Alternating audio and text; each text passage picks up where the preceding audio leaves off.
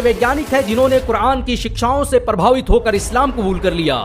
ये मौजूदा ही है कि विज्ञान आज अपनी रिसर्च से जो साबित कर रहा है, कुरान ने उसे 1400 साल पहले ही बयान कर दिया था। यही वजह है कि आज दुनिया के बड़े बड़े वैज्ञानिक भी कुरान के आगे सर झुकाने अस्सलाम वालेकुम वरहमतुल्लाहि वबरकातुहू। उम्मीद है आप लोग सब खैरियत से होंगे। मैं भी अल्हम्दुलिल्लाह अल्लाह का लाख लाख शुक्र एहसान खैरियत से हूँ। और इंशाअल्लाह जिस वीडियो पर रिएक्शन देने आ रहे हैं दोस्तों, बड़ी इंपॉर्टेंट, बड़ी बेहतरीन और बहुत प्यारी वीडियो है दोस्तों। आज हम जानेंगे कि 5 ऐसे बड़े वैज्ञानिक जिन्होंने कुरान शरीफ पढ़ के उससे मुतासिर होकर और इस्लाम को कबूल कर लिया। कौन है वो 5 बड़े वैज्ञानिक, आइए जानते हैं इस वीडियो के ज़रिए से। तो वीडियो को आप लोग एंड तक ज़रूर देखा करिए और वीडियो अच्छी लगा करे तो उसको शेयर भी किया करिए और लाइक किया करिए। तो चलिए बिना देरी पहले हम लोग वीडियो स्टार्ट करते हैं, फिर इंशाअल्लाह बात करते हैं। ये है दुनिया के वो 5 बड़े वैज्ञानिक जिन्होंने कुरान से प्रभावित होकर इस्लाम कबूल कर लिया। इन वैज्ञानिकों ने कई सालों तक नासा और स्पेसएक्स जैसी संस्थाओं में अपनी सेवाएं दी। कुरान के वैज्ञानिक दृष्टिकोण को सामने लाने में इन सभी वैज्ञानिकों का बड़ा योगदान रहा। इस्लाम कबूल करने वाले 5 वैज्ञानिकों की लिस्ट में पहला नाम विलियम कीथमूर का आता है। कनाडा में जन्मे कीथमूर को आज भी एम्ब्रियोलॉजी का सबसे बड़ा वैज्ञानिक माना जाता है। इन्होंने सालों तक टोरंटो यूनिवर्सिटी में एनाटॉमी और सेल बायोलॉजी के प्रोफेसर के रूप में अपनी सेवाएं दी। प्रोफेसर विलियम कीथमूर पूरी जिंदगी इंसान के पैदा होने और मां के पेट में उसके बनने की प्रक्रिया पर शोध करते रहे। लेकिन एक बार 1980 में उन्हें सऊदी अरब की किंग अब्दुल अजीज यूनिवर्सिटी में लेक्चर देने के लिए बुलाया गया। सेमिनार के दौरान जब उनके सामने इंसान के बनने और पैदा होने से संबंधित कुरान की आयतें पढ़ी गई तो वो हैरान रह गए। उन्हें यकीन नहीं हो रहा था कि इंसानों के पैदा होने और बनने के जिस तरीके को वैज्ञानिक आज खोज पाए हैं उसे कुरान ने 1400 साल पहले ही बयान कर दिया था। सऊदी अरब से वापस आने के बाद कीथमूर ने कई सालों तक कुरान का मुताला किया और फिर इस्लाम कबूल कर लिया। उन्होंने अपनी किताब द डेवलपिंग ह्यूमन में यहाँ तक कह दिया कि कुरान में भ्रूण विज्ञान के बारे में जो कुछ भी लिखा है उसे कोई इंसान नहीं लिख सकता। विलियम कीथमूर ने विज्ञान के क्षेत्र में कई आविष्कार किए। उनके योगदान को देखते हुए कनाडा, अमेरिका और इंग्लैंड की सरकारों द्वारा उन्हें कई अवार्ड से सम्मानित किया गया। इस्लाम कबूल करने वाले 5 वैज्ञानिकों की लिस्ट में दूसरा नाम मोरिस बुकाय का आता है। ये वही मोरिस बुकाय थे जिन्होंने मिस्र के फिरौन की लाश का पोस्टमार्टम किया था। इन्हें आज भी फ्रांस के इतिहास का सबसे बड़ा सर्जन माना जाता है। इनकी लिखी किताबें आज अमेरिका और यूरोप की बड़ी बड़ी यूनिवर्सिटियों में पढ़ाई जाती हैं। 1980 के दशक में जब फ्रांस ने फिरौन की लाश रिसर्च के लिए मंगाई तो उसकी जिम्मेदारी मोरिस बुकाय को ही सौंपी गई थी। मोरिस बुकाय ने रिसर्च के दौरान फिरौन की लाश पर लगे नमक से साबित किया कि इसकी मौत समंदर में डूबने से हुई है। लेकिन वो ये देखकर हैरान रह गए कि जो बात उन्होंने अब रिसर्च से साबित की है उसे कुरान ने बरसों पहले बता दिया था।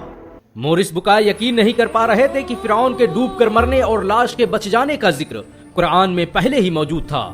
इसी दौरान मोरिस बुकाय का सऊदी अरब जाना हुआ, जहां एक कॉन्फ्रेंस की शुरुआत में कुरान की एक आयत पढ़ी गई कि अब तो हम तेरी लाश को ही बचाएंगे ताकि तू बाद की नस्लों के लिए निशान इबरत बने।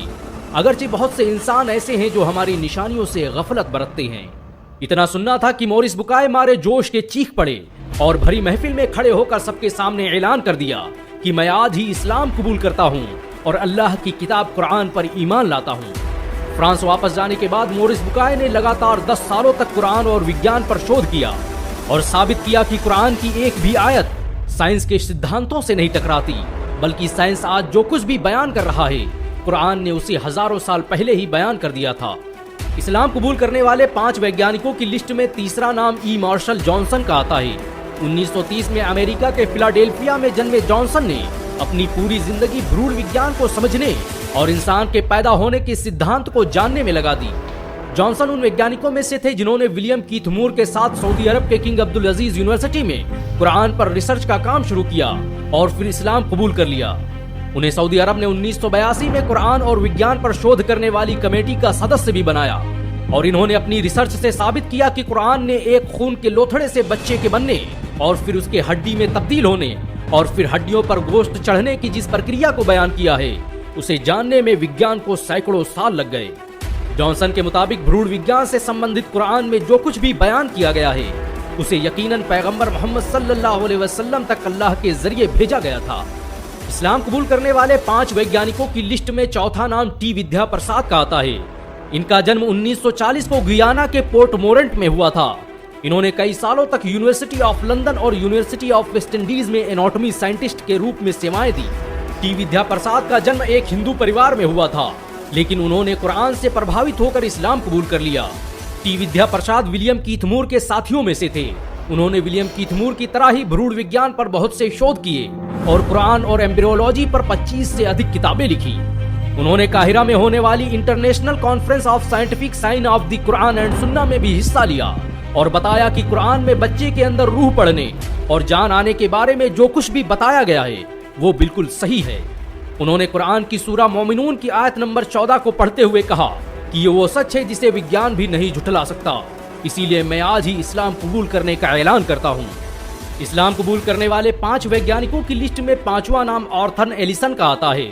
इन्होंने ही लंदन के पहले international conference of electrical machine की शुरुआत की थी। एलिसन को आज भी इंग्लैंड के इतिहास का सबसे बेहतरीन इंजीनियर और साइंटिस्ट माना जाता है। 1985 के दौरान काहिरा में मेडिकल इमिटेबिलिटी ऑफ द कुरान के विषय पर जब पहली इंटरनेशनल कॉन्फ्रेंस का आयोजन किया गया तो उसमें पश्चिमी देशों के बड़े बड़े वैज्ञानिकों ने शिरकत की और इन्हीं में एक नाम था डॉक्टर आर्थर एलिसन का। आर्थर एलिसन ने कुरान की सूरा जुमर आयत नंबर 42 पर अपना रिसर्च पेपर पेश किया और बताया कि नींद के दौरान कॉन्शियसनेस की जिस थ्योरी पर विज्ञान आज पहुंचा है, कुरान ने उसे बरसों पहले एक लाइन में ही बयान कर दिया था। कॉन्फ्रेंस के खत्म होने से पहले आर्थर एलिसन स्टेज पर गए, माइक हाथ में लिया और अपने मुसलमान होने का ऐलान कर दिया। अशहदु अन ला इलाहा इल्ला अल्लाह व अशहदु अन्न मुहम्मदन रसूल अल्लाह। इस्लाम कबूल करने के बाद उन्होंने अपना नाम अब्दुल्ला एलिसन रखा और पूरी उम्र कुरान और साइंस पर रिसर्च करते रहे। इन सब के अलावा दुनिया में आज बहुत से वैज्ञानिक हैं जिन्होंने कुरान की शिक्षाओं से प्रभावित होकर इस्लाम कबूल कर लिया। ये मौजूदा ही है कि विज्ञान आज अपनी रिसर्च से जो साबित कर रहा है, कुरान ने उससे 1400 साल पहले ही बयान कर दिया था। यही वजह है कि आज दुनिया के बड़े बड़े वैज्ञानिक भी कुरान के आगे सर झुकाने अगर तो देखा दोस्तों आपने, ये था हमारा रिएक्शन कि 6 बड़े वैज्ञानिक किस तरह से कुरान शरीफ पढ़ के इस्लाम से मुतासिर होके और इस्लाम को कबूल किया। तो दोस्तों उम्मीद आपको हमारी वीडियो अच्छी लगी होगी। वीडियो अच्छी लगा हो तो शेयर करिएगा और इस तरह की इस्लामिक वीडियो देखने के लिए मेरे चैनल को आप लोग सब्सक्राइब करें और चैनल को सपोर्ट करने के लिए शेयर करें। मिलेंगे इंशाल्लाह आपसे नेक्स्ट वीडियो में। तब तक के लिए अस्सलाम वालेकुम व रहमतुल्लाहि व बरकातहू।